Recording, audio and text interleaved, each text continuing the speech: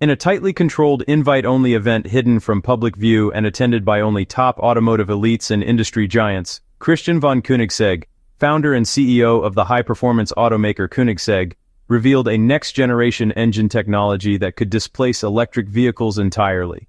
He introduced the revolutionary engine design, a monster in itself with power and torque like you can't believe, in a very friendly way. An innovation that isn't just a step forward, but the start of a whole new automotive era inside the camless revolution.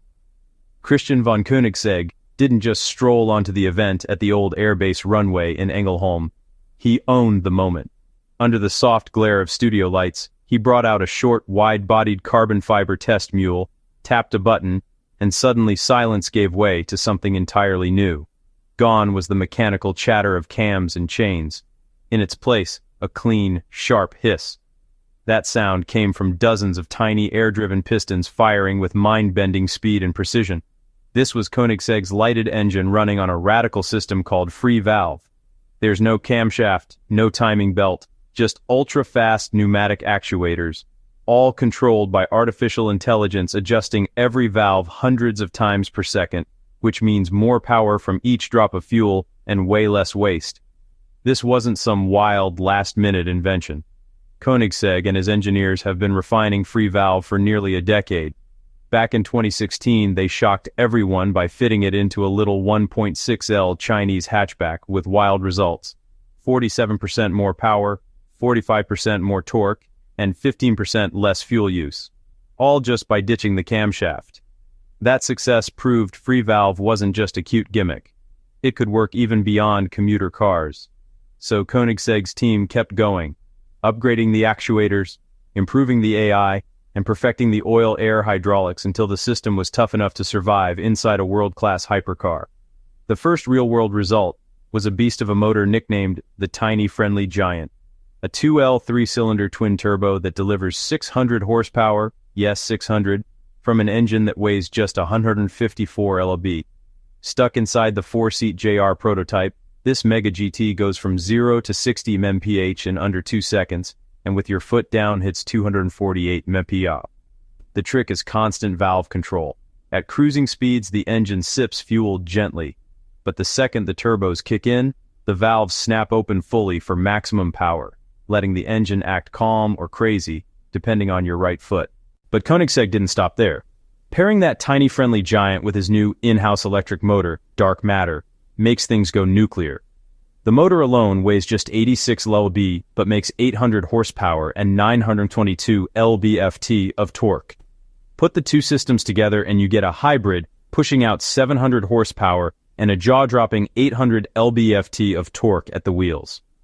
All that power gets routed through Koenigsegg's custom N-speed multi-clutch gearbox, which lets the car instantly jump from one gear to another. It's called light speed for a reason. Still, brute force was never the only goal. Koenigsegg and his team became obsessed with efficiency. Free valve's dyno tests already show it climbing toward the magic number of 50% thermal efficiency, nearly double what old-school muscle cars managed, possible because this engine doesn't waste heat. Every cylinder breathes exactly what it needs, no more, no less. When the car is idling, the engine just closes all the valves and waits, barely using fuel at all until you press the pedal again. And it's not picky about what you feed it. This engine can run on regular gas, pure methanol, Brazilian ethanol, even synthetic e-fuels made from captured carbon and clean electricity. Fill it up with Sweden's E85 biodiesel or straight-up e-methanol, and you get almost net zero carbon emissions without needing to dig more lithium or strain the power grid.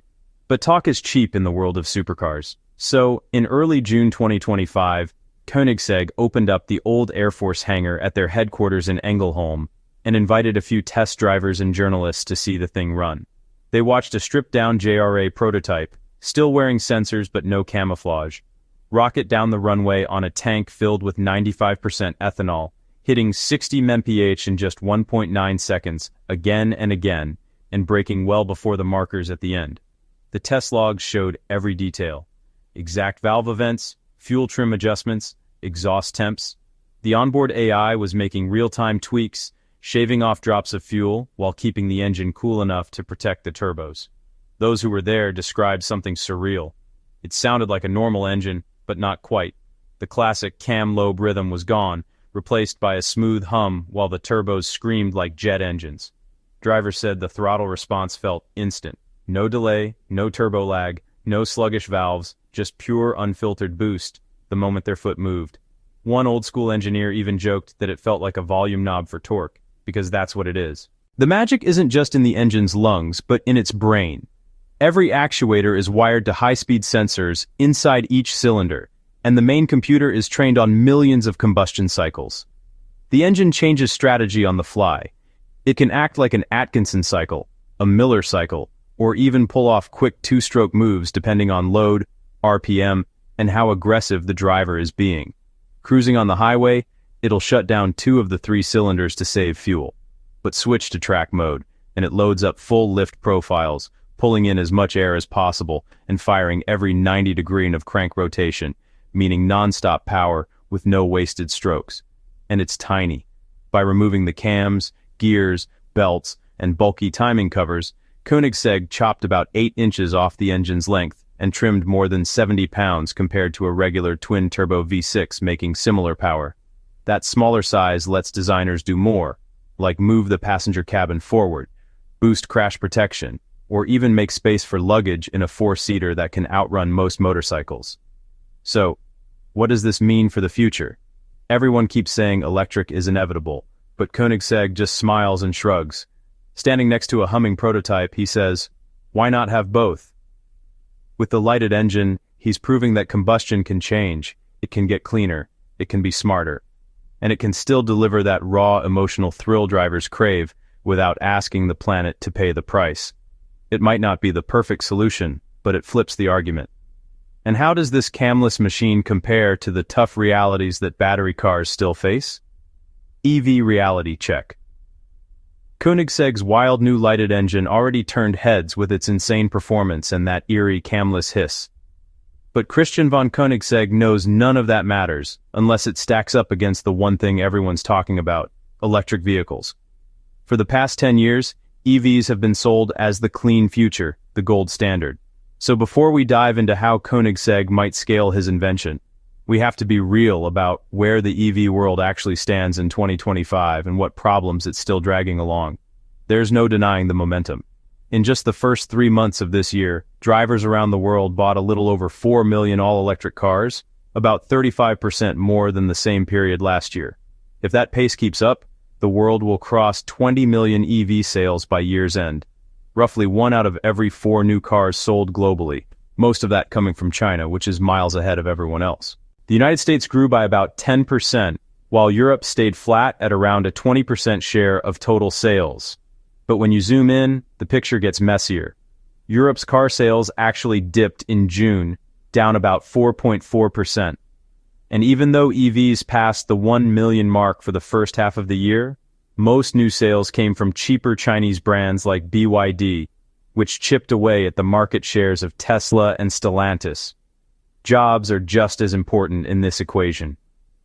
A recent study by the International Council on Clean Transportation found that battery cell factories need about 144 workers per gigawatt hour, but most of those jobs are concentrated in just a few big facilities.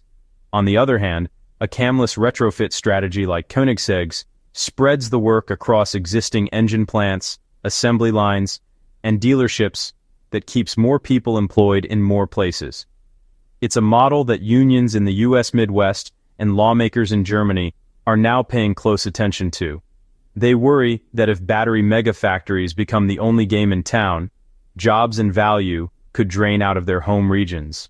Looking ahead, the data points toward a future of coexistence, rather than one technology beating all the others. Bloomberg NF now expects global sales of electric passenger cars to pass 39 million per year by 2030, with battery vehicles eventually dominating the market. But the International Energy Agency's net zero roadmap shows the fastest emissions cuts come when small high-use city cars go electric, while heavier-duty vehicles in rural areas rely on ultra-efficient engines burning low-carbon fuels. That kind of mixed system lets each technology do what it does best instead of trying to force one solution on everything. Right now, the pieces are coming together. Governments are writing rules that allow any clean technology to compete. Automakers are investing in synthetic fuel plants just in case batteries don't go the distance. Drivers are still drawn to the emotional power of real engines. And the price gap between options is closing fast. Christian von Koenigsegg has said it before. There's no need to pick just one path. Innovation isn't a zero-sum game. Whether you end up with a whisper-quiet motor or a fierce camless growl, the real win is having choices. Because the best drivetrain for you might not be the best for someone else. And for the first time in a long while, that choice is finally back in your hands. Thanks for watching. See you in our next.